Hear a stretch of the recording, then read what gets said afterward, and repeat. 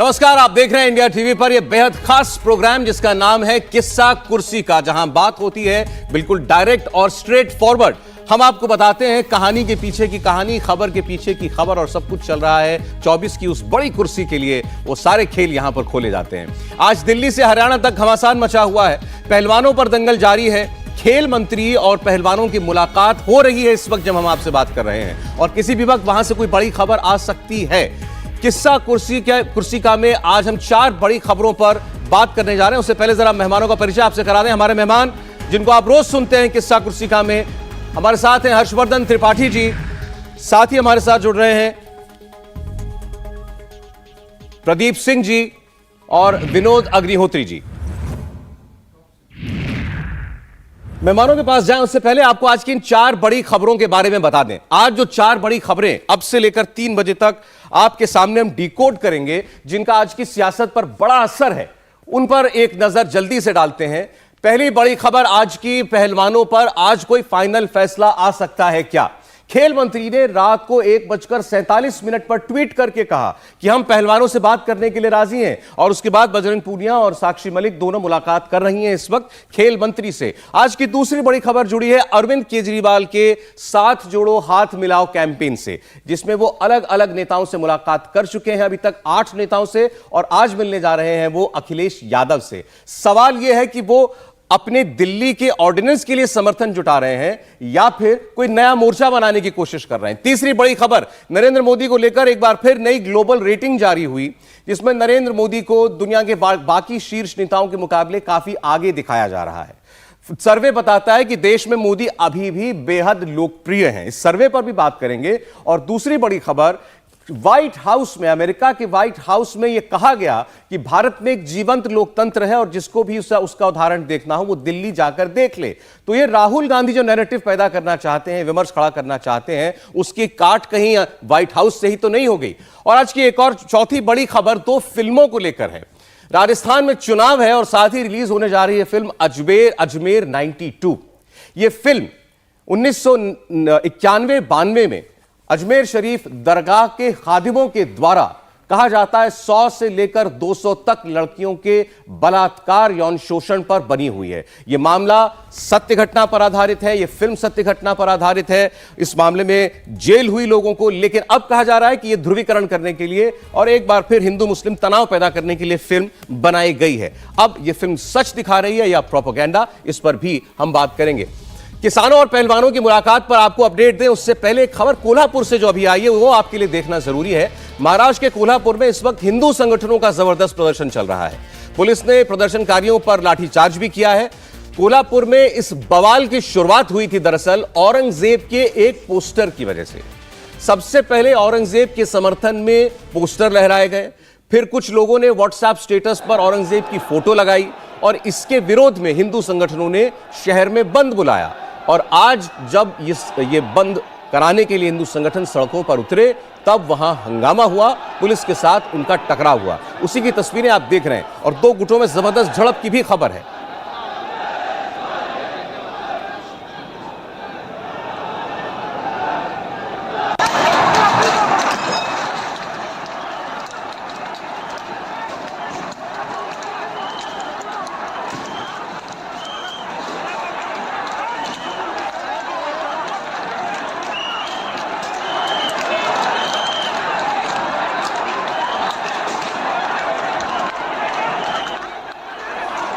तो एक कोल्हापुर की तस्वीर चल रही है इस वक्त आपकी स्क्रीन पर, और महाराष्ट्र में पिछले कुछ दिनों से ऐसी घटनाएं आपको लगातार देखने को मिल भी रही हैं। जब आपने देखा था नासिक में ज्योतिर्लिंग के सामने, मंदिर के सामने एक चादर चढ़ाने को लेकर विवाद हुआ था, उसके बाद अब ये कोल्हापुर में आप देख रहे हैं। इससे पहले कुछ मुस्लिम युवकों ने औरंगजेब के पोस्टर लहराए, ये खबर आई, तस्वीरें आई, और उस पर हंगामा हुआ।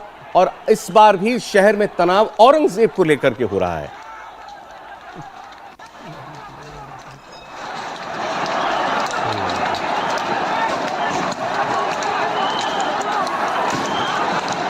अब महाराष्ट्र में राजनीतिक तौर पर अगर हम कहें तो महाविकास अघाड़ी और बीजेपी शिवसेना सरकार के बीच तलवारें खिंची हुई हैं, लेकिन ये सारी जो घटनाएं हो रही हैं इनका क्या राजनीतिक पक्ष है या पहलू है, इसके पीछे कौन सी कहानी है, कौन सा किस्सा है, इसको आज डिकोड करते हैं। सबसे पहले हर्षवर्धन जी, ये एक के बाद एक महाराष्ट्र में ऐसी होती घटनाएं। महाराष्ट्र में यूं तो सर जन से जुदा कॉल जब दी थी उस वक्त भी हमें याद है उमेश कोल्हे की हत्या की गई थी, लेकिन अब तो जो हो रहा है ये औरंगजेब को लेकर हो रहा है। नहीं, देखिए, मुझे कई बार लगता है कि इस देश में एक बड़ा विचित्र सा विमर्श है, जो औरंगजेब, बाबर या इस तरह के जो भी जिन्होंने इस भूमि पर आक्रमण किया, जिन्होंने इस तरह के काम किए हैं जिसको कोई अगर आज के समय में प्रगतिशील, लिबरल, बहुत आधुनिक, उदारवादी कहे तो उसको तो इसके साथ खड़ा नहीं होना चाहिए। लेकिन दुर्भाग्य इस देश का यह रहा कि यहां एक विचित्र किस्म का जो फ्रॉड सेकुलरिज्म नैरेटिव बनाया गया, उसमें कहा जाता है कि नहीं भाई, इस पे बात मत करो, इस पे बात करेंगे तो ये ठीक नहीं होगा। और अंत में होता क्या है, हर कुछ समय पे जो कोल्हापुर में हो रहा है उस तरह की घटनाएं होती हैं। अब सवाल यह है कि क्या आज के समय में भी औरंगजेब किसी का हीरो हो सकता है? तो चुनाव नजदीक है। फिर दूसरा सवाल यह है कि क्या औरंगजेब का स्टेटस लगा तो राज्य सरकार के कानून व्यवस्था का मसला है, या वहां कोई संगठन उतरेगा, चाहे वो हिंदू संगठन हो या दूसरे संगठन हो, वो उतरकर उसका विरोध करेंगे? मुझे लगता है कि इसको बहुत ठीक से इस इशू को एड्रेस करने की जरूरत है। और यहां एक बात और समझिए, शिवसेना बहुत मुश्किल में है, आधार उसका टूट चुका है, बिखर चुका है। ऐसे किसी भी मसले पर वो चाहेगी कि ये भावनाएं भड़कें, भले ही उद्धव ठाकरे कहें, जो अभी नई शिवसेना के प्रमुख हैं, वो कहें कि ये हम तो महाविकास आघाड़ी के साथ हैं, लेकिन उनको अपना वाला वोट बैंक भी बचाना है। मतलब इन घटनाओं के पीछे भी किस्सा कुर्सी का ही है, निश्चित तौर पर बहुत जमकर है, और वो साफ साफ दिखता है। इसके पहले वाले में भी दिखा, इस वाले में भी। लेकिन विचित्र बात यह है कि औरंगजेब को लेकर के हंगामा, पथराव, टकराव, हिंसा, औरंगजेब को कोई मुसलमान लड़का अपना हीरो मानना चाहता है अगर आज की तारीख में। भाई ओवैसी साहब और छोटे ओवैसी बंधु ये तो जाते हैं, वहां पर उनकी पार्टी के तमाम लोग जाते हैं। संभाजी नगर अब हो गया औरंगाबाद, वहां पर औरंगजेब की मजार पर चादर चढ़ाने भी जाते हैं, लेकिन उसको लेकर के टकराव होगा। आज हम औरंगजेब पर लड़ रहे हैं। विनोद जी, बड़ा दुर्भाग्य है कि औरंगजेब को मरे हुए कितने साल हो गए, मतलब 200 साल तो हो ही गए होंगे या 150 साल। एक बात, एकनाथ शिंदे इस पर कुछ बोल रहे हैं, इसके लिए सभी लोगों ने सहयोग करने की आवश्यकता है।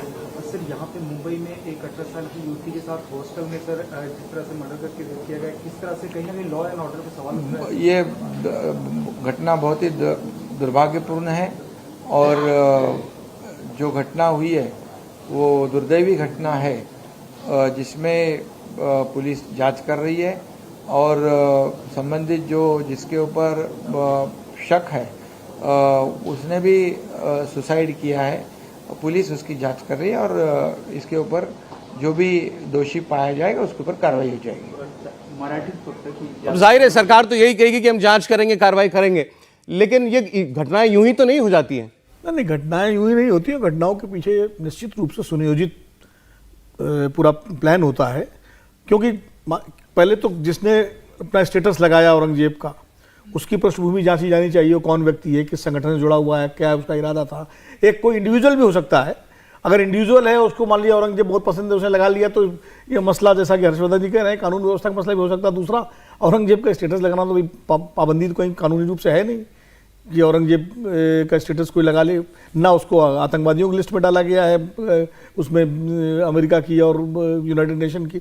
वो एक इतिहास का खलनायक है, कुछ लोग उसको नायक मानते हैं, तो अपने हिसाब से लोग लगाते हैं। अब इसको लेकर के अगर सड़कों पर संगठन उतरेंगे तो उसका फिर प्रतिक्रिया होगी, क्रिया। बात अभी आपने कही ना कि औरंगजेब को कुछ लोग नायक मानते हैं, वो इतिहास का खलनायक, यही टकराव की वजह है। ये टकराव की वजह है। मुझे लगता है कि इस पर टकराव करके एक ध्रुवीकरण की जो राजनीति होती है, और दोनों पक्षों को उसका फायदा होता है, इधर से भी उधर से भी, और ये आखिरी नुकसान उसमें जो है एक आम आदमी को होता है। वो जो ठेला लगाया होगा, वो पता नहीं हिंदू है मुसलमान, उसका ठेला लुट गया होगा, कोई उसमें जो है किसी की लाठी पड़ी होगी, किसी की चोट लगी होगी, जिसका ना औरंगजेब से मतलब है ना किसी से मतलब है।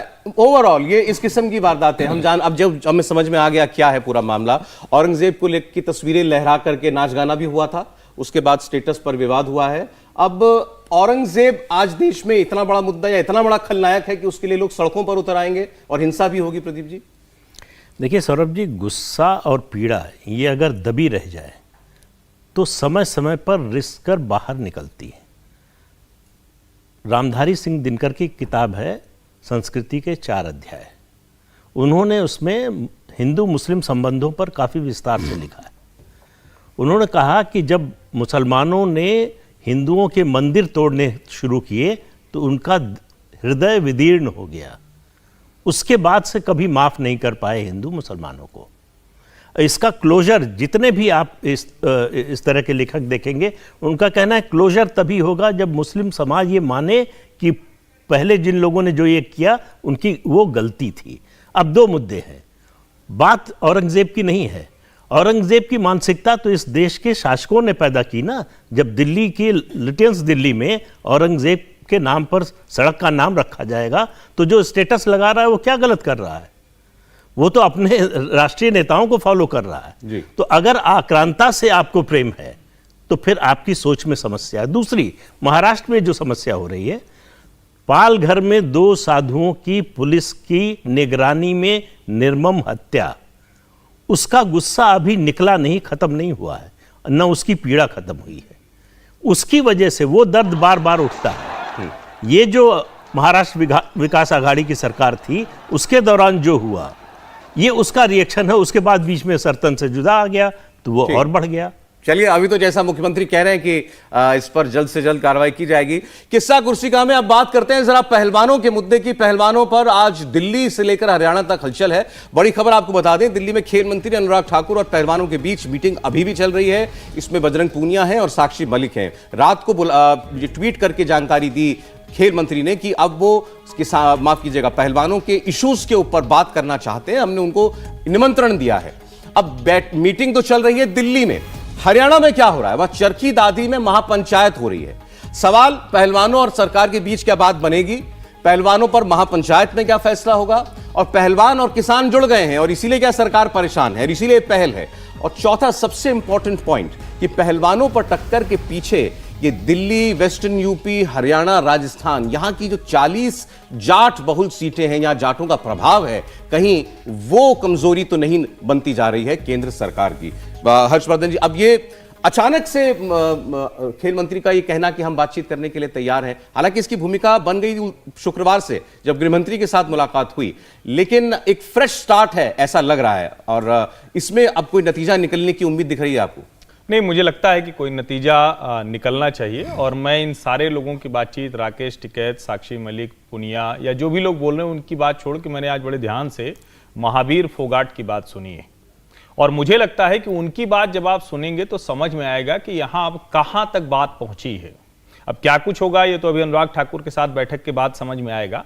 लेकिन एक बात समझ में आई कि सरकार की तरफ से इनिशिएट करके इन पहलवानों से बातचीत की गई, उनको बीच में लाया गया कि कोई रास्ता निकालिए। और उसके पहले ये जो पॉक्सो के मामले में वापसी हुई है, एक तरह से कहें कि जो बयान का संशोधन है, उसने इसमें बड़ी भूमिका की। अब सवाल यह है जो महावीर फोगट कह रहे हैं और साक्षी मलिक भी कह रही हैं कि बात होगी तभी तो बात बनेगी। और अच्छा है कि सरकार बात कर रही है। वो कह रहे हैं कि आज हमने यहां पंचायत बुलाई थी जिसका जिक्र आपने किया, लेकिन उसमें साक्षी मलिक और बजरंग पुनिया को आना था, वो किसी कारण से नहीं आ रहे हैं। ये सुबह महावीर फोगट कहते हैं।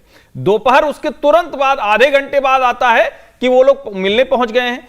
थोड़ी देर पहले साक्षी मलिक कहती हैं कि हमको अभी समय का पता नहीं। इसका मतलब क्या हुआ? इसका मतलब यह है कि अभी भी उनके बीच में बहुत क्लियर कट कोई समझौते का एक कोई प्रारूप तैयार हो गया हो, ये नहीं है। लेकिन मेरा भी ये मानना है कि इस देश के पहलवान, इस देश की पहलवान बेटियां वो इस तरह से परेशान दिखें, वो ठीक नहीं है। वो सरकार की जिम्मेदारी है। और यहां लेकिन एक बात जरूर मैं कहूंगा, खाप पंचायतें देश नहीं चलाएंगी, देश संविधान से चलेगा। लेकिन खाप पंचायतें हो रही हैं। हरियाणा के चरखी दादरी में महापंचायत चल रही है और ये विनेश फोगाट, संगीता फोगाट के गांव बलाली में हो रही है। इस महापंचायत में जैसे आपने बताया, अभी पूर्व रेसलर महावीर फोगाट मौजूद हैं और महावीर फोगाट ने आगे ये भी कहा हर्षवर्धन जी कि अगर नतीजा नहीं निकलता है तो सीधे सीधे उन्होंने कहा सरकार को परिणाम भुगतने के लिए भी तैयार रहना होगा। ये भी उनके बयान में। एक बात मैं इसमें कहूं, मैं किसान आंदोलन से लेकर अभी तक जो दरअसल हरियाणा एक बार जरा सुन ले इनको, एक बार सुन लेते, आपने जिक्र किया, सुनते हैं महावीर फोगाट। भरोसा है सरकार की बातों पर या यकीन नहीं है? देखिए, वो तो गर्व के भविष्य में है। जो बैठकर विचार विमर्श होंगे, समझौता हो ना हो, तो हम तो ये है कि जो मिलजुल कर जो इसके बीच का रास्ता निकाल के समझौता बढ़िया है, ताकि जो आज जो सरकार जो आज जो बैठी है उसके जो बहुत ही खतरनाक उसके परिणाम भुगतने पड़ेंगे। जो किसान कानून था उससे बड़ा आनंद चलेगा ये, अगर बात नहीं मानी। हाँ बिल्कुल, जो लोगों का जो आज जो गुस्सा है, बड़े खतरनाक परिणाम होंगे, किसान आंदोलन से भी बड़े परिणाम होंगे, ये वो साथ साथ कह रहे हैं। तो इसमें तो सीधी सीधी चेतावनी छुपी हुई है सरकार के लिए। मेरा सवाल ये है, सरकार क्या आपको बैकफुट पर दिखाई दे रही है? कुछ चुनावी चिंता हो रही है क्या सरकार को कि कहीं दिल्ली के बॉर्डर फिर बंद ना हो जाए? हरियाणा में भी चुनाव होना है। सरकार चाहे चुनावी चिंता हो चाहे जो भी हो, लेकिन सरकार ने अगर पहल की है तो स्वागत किया जाना चाहिए। और मैं तो शुरू से इस बात को कहता रहा हूं कि सरकार ने देर कर दी पहल करने में, पहल और बहुत पहले हो जानी चाहिए थी। लेकिन चलिए, देर आए दुरुस्त आए। अगर अमित शाह जी के साथ बातचीत हुई है, उसमें कोई सहमति बनी है और उसी के कंटिन्यूएशन में निरंतरता में अनुराग ठाकुर जी ने बुलाया, खेल मंत्री हैं, मुझे लगता है जो चीज़ें जिन पर सहमति बन चुकी है, जैसे कि वो कैंप कहाँ लगे, वो महिला जो है वहाँ पर कुश्ती महासंघ में एक महिला अधिकारी, जो खेल विभाग से संबंधित जो मसले हैं उन पर अनुराग ठाकुर जी फैसला लेंगे। असली जो मुद्दा है ब्रजभूषण सिंह की गिरफ्तारी का, वो फैसला तो दिल्ली पुलिस का है, वो गृह मंत्रालय के अधीन है। तो और मुख्य मांग जो है वो ब्रजभूषण सिंह की गिरफ्तारी की है, जो सारा टिका हुआ, और वो अभी भी कायम है, अभी भी कायम है, वो वहाँ फंसा हुआ है। इसलिए असली सारी चीज़ें तो हो जाएंगी, ठीक है, महिला अधिकारी की नियुक्त हो जाएगी, वो कैंप लखनऊ में नहीं होगा, वो हरियाणा में हो जाएगा, ये सब चीज़ें कोई बहुत बड़े मसले नहीं हैं। ब्रजभूषण सिंह को कुश्ती महासंघ से बाहर भी कर दिया जाएगा, ये सब हो जाएगा। लेकिन मुख्य मांग उनकी गिरफ्तारी की है, जिस पर मामला फंसा हुआ है। और उसमें जो हम लोगों को, जो उस दिन भी आपसे बात हो रही थी, तो शायद यही गृह मंत्री ने उनसे कहा कि भाई उसकी आप वो जिद मत करिए और उसको आप छोड़ दीजिए। उसके बाद ये डेवलपमेंट जरूर हुई है प्रदीप जी कि पुलिस ने, ये अब सामने आया कि पुलिस ने 5-6 घंटे लंबी पूछताछ 2 दिन लगातार की है, उनके सहयोगियों से भी पूछताछ की है। तो ये एक दिखाने की कोशिश है पहलवानों को कि भाई ऐसा नहीं है कि पुलिस कुछ नहीं कर रही है। लेकिन क्या ये काफी है? नहीं, देखिए, दोनों तरफ से ये जो पॉक्सो वाला मामला था उसमें कई चीज़ें खुलकर आई। एक कि उस लड़की का जन्म हुआ रोहतक में, बर्थ सर्टिफिकेट बना दिल्ली में, उसकी उम्र को लेकर सवाल उठा।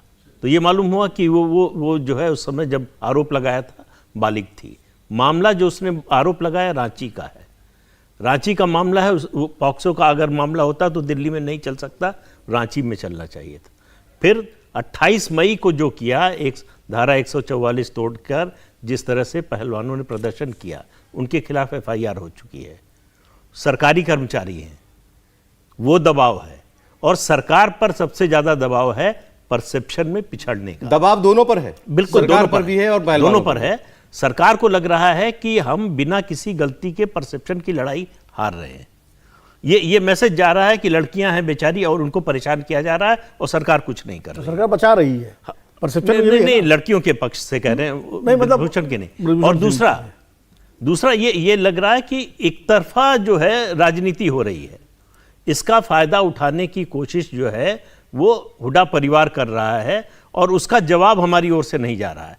तो राजनीति करेंगे आप तो वो बूमरैंग कर सकता है। तो तरीका एक ही है, जो अभी बात कही ना विनोद जी, ये इंप्रेशन जा रहा है कि एक व्यक्ति जिसके ऊपर देश की हीरो पहलवानों ने, हमारी ओलंपियंस ने यौन शोषण के आरोप लगाए और बेटियां सामने आई और वो उस व्यक्ति को सरकार बचा रही है, ये एक सीधा सीधा मैसेज जा रहा था। एक वर्ग ये बात मान रहा है कि सरकार उसको प्रोटेक्ट कर रही है। ये जो महिला पहलवान है, ये परसेप्शन बनाने में कामयाब हुई है। सरकार की चिंता दो स्तरों पर है। एक ये परसेप्शन बनना और दूसरा ये कि जो आप कह रहे हैं कि ब्रजभूषण शरण सिंह को बचाने की कोशिश हो रही है क्योंकि वो पॉलिटिकली बहुत महत्वपूर्ण है। सवाल ये है कि ये परसेप्शन न बने, इसके लिए क्या किया जाए। तो वो पूछताछ शुरू हो गई। गिरफ्तारी तो नहीं हो सकती है। पॉक्सो का अगर एक्ट होता तो उसमें गिरफ्तारी होती, लेकिन पॉक्सो हटने के बाद फिर गिरफ्तारी तो तभी होगी जब पुलिस जो है जांच पूरी कर लेगी और अगर उनको दोषी पाती है प्रथम दृष्टया और चार्जशीट के समय, तो वो गिरफ्तारी हो। अब एक ऐसे किरदार की बात करना चाहते हैं क्योंकि किस्सा कुर्सिका में बहुत सारे पीछे के जो किरदार होते हैं वो हम आपके सामने रखते हैं। वो है राकेश टिकैत। राकेश टिकैत अचानक पिक्चर में आए। राकेश टिकैत और इनके भाई नरेश टिकैत। और आपको याद होगा जब पहलवान बिल्कुल आहत होकर गंगा नदी में हरिद्वार में अपने मेडल फेंकने जा रहे थे, वहां अचानक नरेश टिकैत पहुंचे थे और उन्होंने कहा था कि रुक जाओ, मुझे 5 दिन की मोहलत दो। और उसके बाद राकेश टिकैत एक्टिव हुए। कुछ लोगों का ऐसा मानना है कि ये जो कुछ भी मुलाकातें भेंट का सिलसिला चल रहा है, इसमें कहीं मध्यस्थ की भूमिका, कहीं टिकैत बंधु तो नहीं देखिए लगा रहे। ऐसा भी आंकलन है कुछ लोगों का। एक बार सुनते हैं राकेश टिकैत को। पे पहला लाठीचार्ज है, ये पूरे देश में MSP की डिमांड बढ़ेगी और ये बड़ा एक आंदोलन देश में जो दिल्ली का आंदोलन है, उससे भी बड़ा आंदोलन एमएसपी पे करना पड़ेगा। राकेश टिकैत आए तो थे पहलवानों के पक्ष में, लेकिन अब उसके बाद जो 2 रोज से आप देख रहे हैं हरियाणा में हो रहा है, खासकर के कुरुक्षेत्र में और कुछ जगहों पर किसानों पर लाठीचार्ज। मुद्दा वहां यह है कि सूरजमुखी के बीज के एमएसपी पर खरीद हो, ये उनकी मांग है। इसको लेकर किसान सड़कों पर थे और पुलिस के साथ उनका टकराव हुआ, लाठीचार्ज भी हुआ है, मुकदमे भी दर्ज हुए हैं किसानों के ऊपर। अब उसको लेकर भी महापंचायत हो रही है। तो ये सारा का सारा मामला जो है अब मिल चुका है। अब सरकार की चिंता केवल पहलवान नहीं है, सरकार की चिंता वो कृषि कानून वाले हालात है कि वो ना बन जाए दोबारा। देखिए, राकेश टिकैत कुछ रहस्यमयी टाइप के व्यक्ति हैं, और मैं तो ये कहूँगा कि राकेश टिकैत गाजियाबाद में अपना धरना खत्म करने वाले थे, सरकार के साथ बातचीत हो गई थी, लेकिन इतना ये चढ़ूनी और दूसरे नेताओं ने सब उनके ऊपर चढ़ गए कि उनको लगा भैया अब छोड़ दो। अचानक वो रोने लगे, अचानक उन्होंने कहा कि अब धरना नहीं खत्म करेंगे। फिर दूसरा याद दिलाता हूँ, लखीमपुर खीरी में किसानों ने सरकार को घुटनों पर ला दिया था। अचानक राकेश टिकैत यहां से चलते हैं अपने गांव से, बाकायदा पुलिस के काफिले के साथ पहुंचते हैं और वहां एडीजी के साथ बैठकर और वो समझौते की घोषणा कर देते हैं। आज भी राकेश टिकैत, जब पहले खबर आई तो खबर ये आई कि बजरंग पुनिया के साथ राकेश टिकैत पहुंचे अनुराग ठाकुर के यहाँ। हालांकि हम सब के लिए आश्चर्यजनक था कि अगर वो मध्यस्थ हैं भी तो ये कोशिश क्यों करेंगे। तो ये राकेश टिकैत के ऊपर आरोप लगते हैं, और जो लोग उनको उनके गांव से जानते हैं वो सब जानते हैं कि सरकारों के साथ ठेके में, दूसरी चीजों में उनकी खूब हिस्सेदारी जमकर रहती है। ये कोई छिपी हुई बात नहीं। अब यहां मूल सवाल क्या है? मूल सवाल यह है कि क्या सरकार को यह दिख रहा है कि यह किसान पहलवान आंदोलन इतना बड़ा हो जाएगा जो 2024 में मुसीबत करेगा? विशेष करके जो आपने एक तरह से एनसर्कल किया है 40 सीटें, मुझे लगता है कि वहां मामला पहुंचता हुआ अभी तक नहीं दिखा है। अच्छा। दूसरी बात अगर कहेंगे कि क्या किसान और पहलवान अब मिल रहे हैं, तो मुझे पिछले 4 दिनों से जो दिख रहा है, पहलवान अलग खड़े हैं, किसान अलग खड़े हैं। उसमें से वो किसान आपको उद्वेलित नजर आ रहे हैं जो कम्युनिस्ट आंदोलन से हैं। आप उनको देख लीजिए जो हरियाणा में जिनकी वजह से कल लाठीचार्ज हुआ है, वो किसान संगठन वही है, उसमें ये वाले किसान संगठन नहीं थे। हाँ, पहुंच रहे हैं क्योंकि उनको भी अपनी प्रासंगिकता जब मामला जब तक पहलवानों का था तो किसान साथ आए थे, किसानों की महापंचायत हो रही थी, खाप जो हो रही थी। और अब जब बीज का मामला आया है तो उस पर पहलवान साथ दे रहे हैं। आप विनेश फोगाट का ट्वीट है, बजरंग पूनिया ने कहा है हम साथ हैं, किसानों के साथ, अन्नदाता के साथ हम खड़े हैं। लेकिन खड़े कहीं नहीं हुए, किसी भी पंचायत में नहीं गए, किसी भी जगह। ट्वीट भले आया है लेकिन किसी भी पंचायत में पहलवान अभी तक गए नहीं है। मोटे तौर पर विनोद जी सवाल ये, सरकार अचानक से गृह मंत्री से मुलाकात, अचानक कल रात को याद आ रहा है गृह मंत्री को कि बुलाना चाहिए रात को 2 बजे। इस सब के पीछे कोई ना कोई तो ऐसी मजबूरी है, वो 40 सीट कह लीजिए या जाट नाराज ना हो जाए। नहीं, सारा मामला परसेप्शन का है और धारणा का है। देखिए, सबसे पहली बात ये, देखिए प्रधानमंत्री नरेंद्र मोदी अभी अमेरिका जाने वाले हैं और वो चाहते हैं कि वो अमेरिका जाए तो वहाँ किसी भी तरह का विवादित प्रश्न उनके सामने नहीं होना चाहिए, और ठीक भी है। और चूंकि इस पूरे पहलवानों के मसले का एक अंतर्राष्ट्रीय आयाम भी खुल गया है, जिस तरह विश्व कुश्ती संघ ने अपनी राय जाहिर की, न्यूयॉर्क टाइम्स में खबरें छप रही हैं, विदेशी अखबारों में, मीडिया में भी इसकी चर्चा हुई है, तो उसके पहले इस मामले को निपटा देना चाहते हैं। क्योंकि देखिए, किसान आंदोलन, इसमें फ़र्क है। किसान आंदोलन में जो मांगे थी वो सरकार की नीतिगत मसला था। 3 कृषि कानून सरकार लाई थी, उसकी पॉलिसी थी, और पॉलिसी को बदलना आसान नहीं होता। इसमें तो एक आदमी की गिरफ्तारी का मसला है।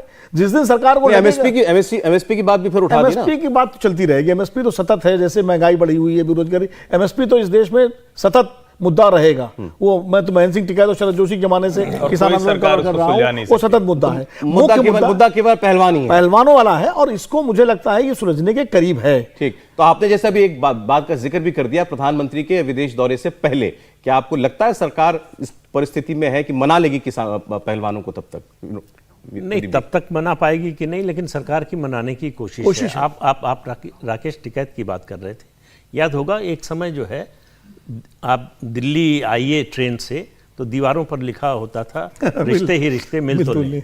तो राकेश टिकैत ऐसे हैं, समाधान ही समाधान, बुला तो लें। तो जहां समस्या दिखी राकेश टिकैत पहुंच जाते समाधान करने, कि शायद हम कुछ कर दें। तो उनको लगता है कि वो इतने बड़े चौधरी हैं कि हर समस्या का हल उनके पास है। एमएसपी का भी हल है, पहलवानों का भी हल है। अब अभी कोई अंतर्राष्ट्रीय समस्या हो जाए तो उसमें भी वो हल करने के लिए पहुंच जाएंगे। ठीक है। तो ये राकेश टिकैत जो है वो एक अलग किरदार है। उनका इस पूरे विवाद से कोई लेना देना नहीं है, ना उनकी कोई भूमिका है। लेकिन पहलवानों के मसले मैं को इसमें एक सरकार राकेश टिकैत पे जल्दी थोड़ा से सा जल्दी सुलझाना चाहती है। ये परसेप्शन खत्म करना चाहती ठीक है है सर। कि किसी को बचा रही है या किसी को फंसा रही है। और ये परसेप्शन भी कि ये सरकार विवाद सुलझा नहीं पाती, चाहे वो राकेश सीए के टिकैत तो मैं प्रोटेस्ट एक- हो, एक लाइन चाहे वो बोलूं। किसान आंदोलन की, और राकेश चाहे टिकैत तो मैं एक लाइन बोलूं। जी। जब दिल्ली में किसान आंदोलन हो रहा था तो शुरुआती दौर में राकेश टिकैत को तमाम वार्ताओं से बाहर कर दिया गया था। जी। एसकेएम ने बाहर कर दिया था और वो जाते थे और उनको वार्ता तक में नहीं लिया। जो नरेंद्र सिंह तोमर के साथ मीटिंगें हो रही थी उसमें राकेश टिकैत नहीं, उनको आउट कर दिया गया था। लेकिन जब वो गाजीपुर वाली घटना हुई उसके बाद राकेश टिकैत जब रोए तो फिर वो मुख्य धारा में आ गए। चलिए, अब चूंकि ये खबर डेवलपिंग खबर है और अभी मुलाकात चल रही है पहलवानों की खेल मंत्री से, इस पर अगर कोई अपडेट आएगा तो फिर हम लौटेंगे इस खबर पर। फिलहाल बढ़ते हैं दूसरी खबर पर। अरविंद केजरीवाल आज लखनऊ में है। 2:30 बजे के करीब वो लैंड करेंगे लखनऊ में। 3 बजे उनकी मुलाकात होगी और उसके बाद 4 बजे प्रेस कॉन्फ्रेंस भी होगी। अखिलेश यादव का साथ चाहिए उन्हें अपनी दिल्ली का ऑर्डिनेंस बिल उसको हरवाने में, जो केंद्र सरकार का है, पार्लियामेंट के अंदर 8 नेताओं का साथ उन्हें अभी तक मिल चुका है। इसमें कांग्रेस पार्टी कहीं नहीं है। अब अरविंद केजरीवाल केवल दिल्ली के कानून के लिए लड़ रहे हैं या कोई नए मोर्चा बनाने के लिए इतनी मेहनत कर रहे हैं? इंडिया टीवी हर वक्त हर जगह डाउनलोड करने के लिए सर्च करें India TV news Google play store या ऐप स्टोर पर।